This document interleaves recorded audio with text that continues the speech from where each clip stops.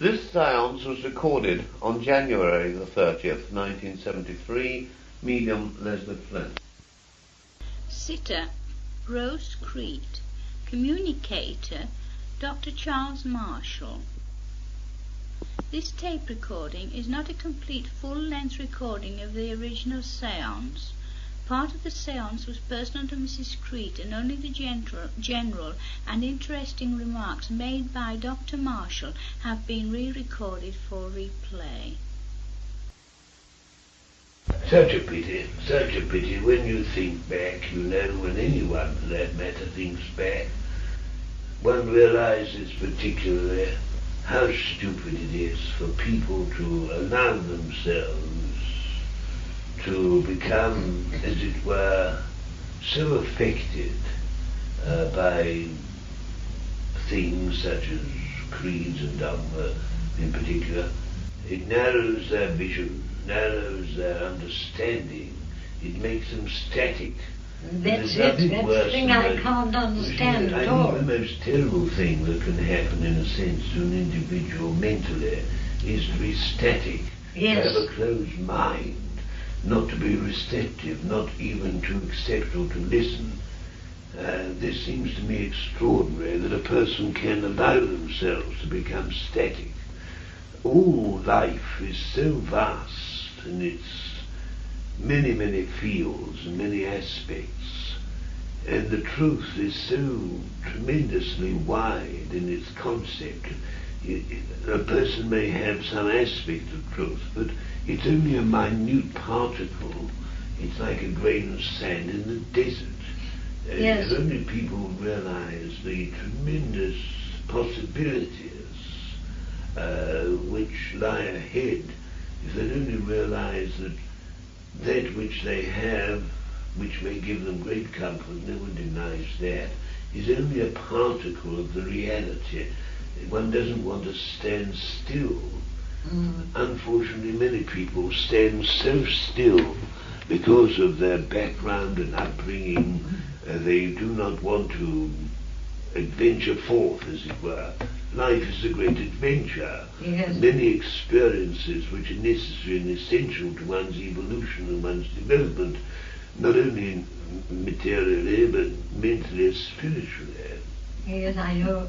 I'm surprised. I think one of the worst things that can ever happen to a person is to allow themselves to become sort of tied down by dogma and creed and all the rest of it. Unless a person's mind is free, they cannot assimilate truth and knowledge and experience. They're hampered, they're shackled to such an extent, and I think this is one of the worst things, if not the worst thing that can happen to a soul, to a person. One must be free. Yes, Freedom to express, freedom to assimilate truth, knowledge, experience. She has great intelligence, Yes, well, Dr. Dear. That ought to make her free. This is the tragedy. I can't understand it. I think it is that a lot of people are afraid. I think fear is the basis. They're afraid that, well, it might be a bad thing for them to branch out or to spread their wings. They like to stay in the nest instead of spreading their wings. Yes. Afraid, it's fear. Very fear of what they've been taught from childhood. That's what it's Well, that's one of the most important things that one has to learn to throw overboard when you come here. For some people it's very difficult, and particularly people who've got strong religious convictions. I think they're the ones who find it most difficult. Sometimes I almost think it's better for a person to have no religious convictions. At least their minds are not cluttered up or shuttered up. Oh, that's it. I think this is the tragedy. I've seen it so often with so many souls over here. They cannot quickly adjust themselves. They're so full of barriers which they've created, which have been created in some cases probably for them by background. It's difficult for them to shake off the old beliefs. They realize very quickly, some at least, that these things are not so. You know, there are some people, thank goodness, probably most people really, who soon begin to sort themselves out. They see that things do not apply. The fundamental truth which runs through all religions. It's like a vein which all religions have. This is all right, but I regret to say that so much is lost because people will not dig any deeper, they will not search, they will not seek, they're so afraid. I think creeds and dogmas have much to answer for. Yes. And they're mostly, if not all, man-made. That's the extraordinary thing about it. They're not things which were created in a spiritual sense by the power of the Spirit, by the manifestation of the Spirit. They were not things that were decreed by any entity. And indeed the extraordinary thing is that most religions base their truths on a spiritual realization that has been given to them from so-called dead people. The extraordinary thing is that if it were not for instance, the return of the Christ, after his death there couldn't have been a Christian religion. He had to return to prove the reality of his survival after death. And all religions have this same theme, a life after death. Yes. And yet when you talk about these things to people, a lot of them shy away from it, as if it's something that one shouldn't discuss or delve into. So much fear, and yet the very basis of the things they accept are based on these truths which have been given from time immemorial to the earth by entities from this world. But every religion has that belief. I wish to goodness we could help more than we do.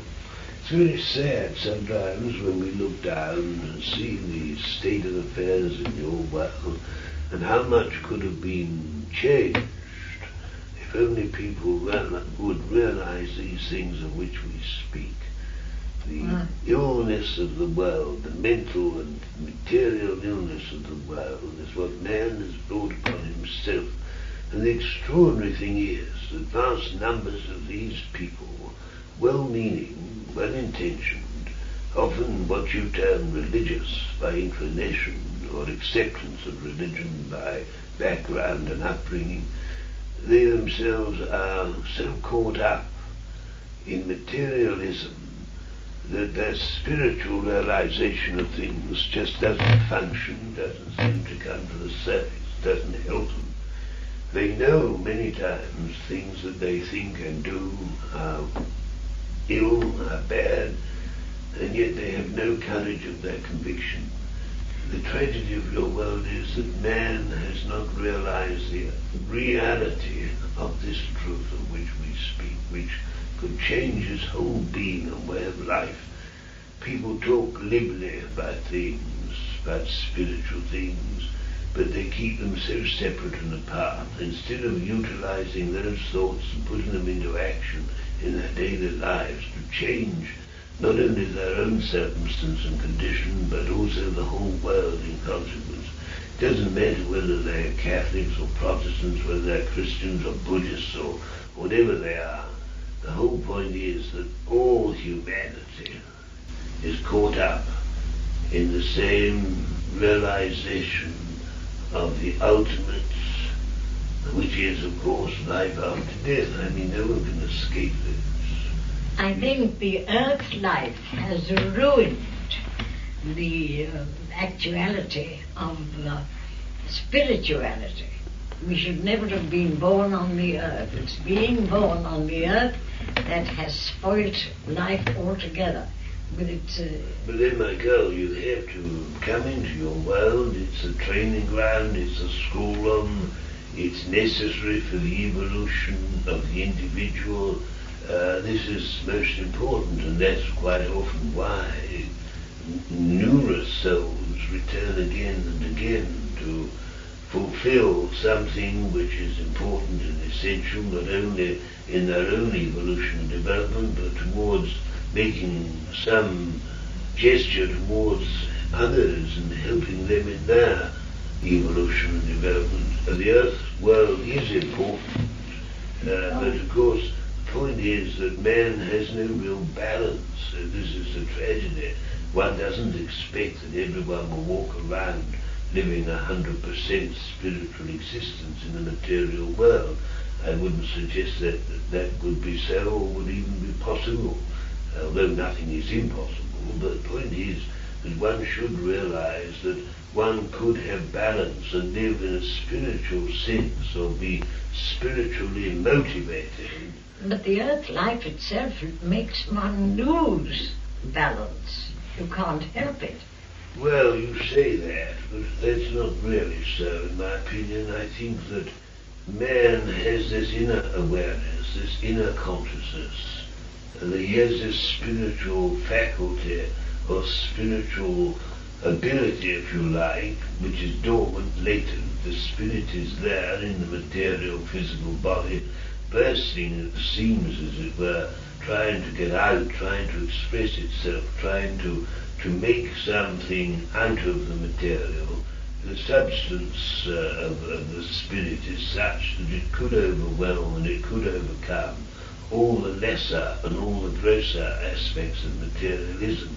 But man, unfortunately, in most cases, is not really aware of it to any extent, or if he is, he's afraid of it. And he also looks upon the material world as being vitally important in a material sense, and is more concerned with materialism than anything else. And he loses balance. I think if there were balance between the two, if motivation of the spirit was such that it could be utilized in every aspect through the material, your whole world would be changed. There's nothing wrong with the fundamental world in itself. There's nothing wrong with the material aspect of life in nature and in the beauty of the world. It's what man is doing to it and what man has done to it in the past. You see, the point is that man has not yet gained the full realization of the power within. Of course, this is what all the great prophets and teachers and seers have talked about for centuries, generations. Man has got to learn what he is able to achieve, what he can do from within himself. It has been said that the power of God is within, which is true, that God is within. I mean, we use the term God. Of course, when we use that, people immediately, a lot of people think of some sort of peculiar, strange creature in the shape or form of man, but highly evolved, far from man in a sense, sitting on a white throne. I mean, God isn't a person in that sense. God has no shape and no form. God is it were, if I use again this expression, this word God is infinite. God is a power which is beyond man's comprehension, but it is a living reality, a force which animates all life. Life is animated by the power of the Spirit, power of the Godhead, if you like. I don't know how one would put this for one to really understand it, but this is the part of man that should be developed and made, as it were, capable of overcoming the material. And if one realizes nothing is impossible, well, I mean, take you and your own self. You have within yourself an inner awareness, a consciousness of these things of which we speak. You have great faith in consequence, and in consequence the faith which you have to some extent has helped to make you whole. I mean, you have faith in me, you have faith in Stephen, you have faith in innumerable souls on this side. You now have a renewed faith in your doctor. You see, this has also helped you. You've been given confidence, you see. You have learned confidence in those who are endeavouring to serve and endeavouring to help. This is what is so important, the positive aspect of thought of which I spoke about in the beginning. You have this positive attitude of mind in regard to this power of the Spirit. Of course, there are times when you get a little down or a little depressed, circumstances are trying. Sometimes the material things seem rather overwhelming, but you still have a fundamental realization of these things of which we have spoken about for so long, that have enabled you to keep going, that have enabled you to, well, whatever the vicissitude or the difficulty or the problem, you've come through it. You see, if only people would realize the power within themselves is such that much can be overcome, much good can be achieved, much good can thrive in often circumstances where you think it's almost impossible. There's nothing impossible to the human being who has the faith and the realization of the power of the spirits. And you have that. Stephen has it, of course. Now, at first, when he first came, he was depressed, he was unhappy, he was earthbound, he was held down by, well, all manner and kind of thoughts and feelings which were not very elevating, they were very material. He's lost all that. He has found so much joy, so much happiness, so much achievement to be made. He's achieved a great deal already. You see, this is what is so important, that people should realize that the power within themselves is such that it can overcome everything. And there's no reason why anyone should not be able to achieve in some shape or form even things which perhaps on the surface seem or would seem impossible of achievement. Even when one perhaps, you can see in your world in various ways how people do overcome great disadvantages. There are people who perhaps are unable, for instance, to use their hands. Perhaps they've had some accident of birth or whatever, and they can learn to paint with their feet, using their feet as if they were hands. This is in a sense perhaps not comparable, but what I'm trying to say is that if you have faith in yourself, in being able to achieve whatever it is that you want to achieve, if you have a positive thought about it and work to that goal, to that end, you will achieve. Nothing is impossible to those who really put everything they have into it.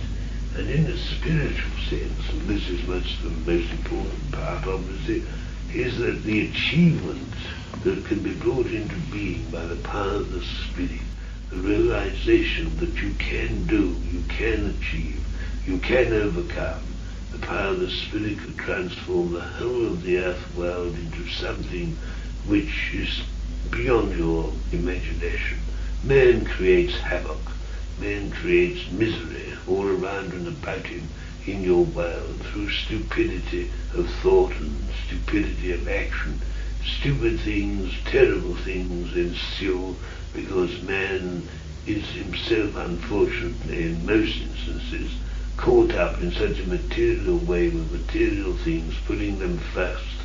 If only there were balance between the mental and the spiritual and the material in every human being, particularly those in high places who are in a position to create, if they wish, so much good for the world, but often they create havoc and misery and they lose balance.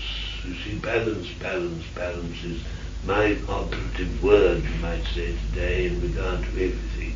We do not expect perfection from the people of the earth. Why should we? We're not perfect ourselves. We're all striving for something a little more, a little better, a little wiser, a little more understanding, a little more realization of truth. All these steps, and they are steps in the right direction.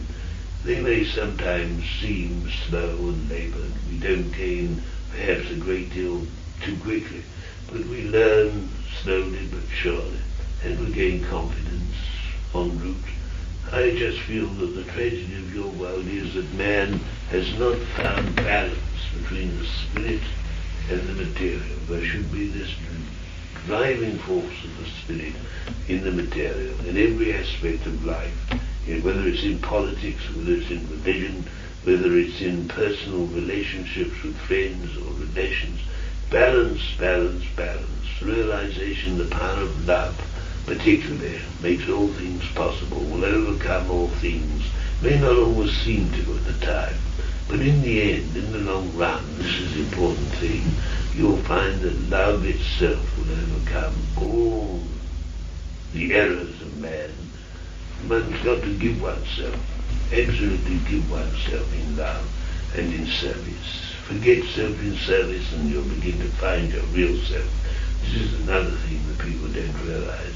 If you lose yourself in love, in serving, in helping, thinking of others, giving of yourself as best you can, you may get hurt sometimes in the process. Yes, of course. And you'll have disappointments and perhaps some disillusionments here and there with individuals who are weak and stupid and foolish. But the point is that love is the only thing that really matters. It is love that opens all the doors of knowledge and experience, that makes all things possible. I wish sometimes people would realize what the power of love can do, what it can achieve. One must give oneself completely and absolutely in love. That's what we do.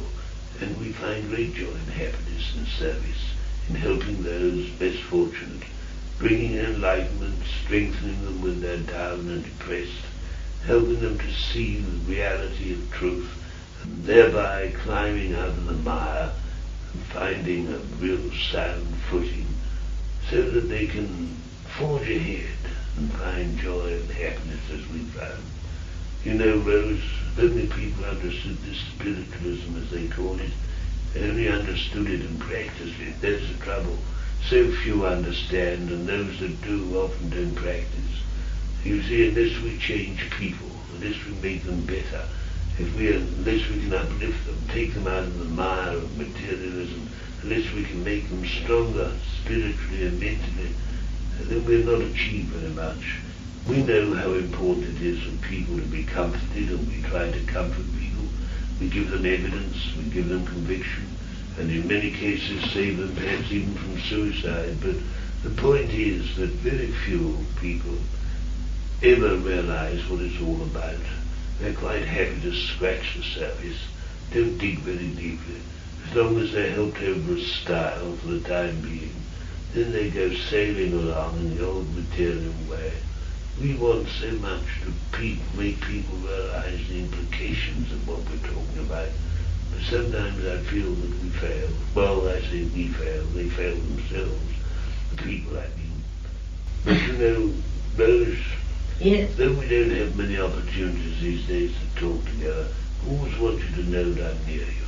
And whenever you send out your thoughts to me, and sometimes I hear you mentally say, "Where are you, dear doctor?" You know, I'm often there. Anyway, I wish I could hear it. I've spoken much longer than I intended, and I did want Stephen to have a word with you. I think that now perhaps I don't know quite whether the medium's getting reorganized or what he's doing. He seems a bit of a mess. But still, I hope that you'll be able to come at least once a week. Well, I hope so, Doctor. Get him to sort himself out. Are you listening? Yes. Well, then do something about it. Bye-bye. Bye-bye, Dr. Bye-bye. Dear. Thank you for your lecture. Need an alcohol on, honey.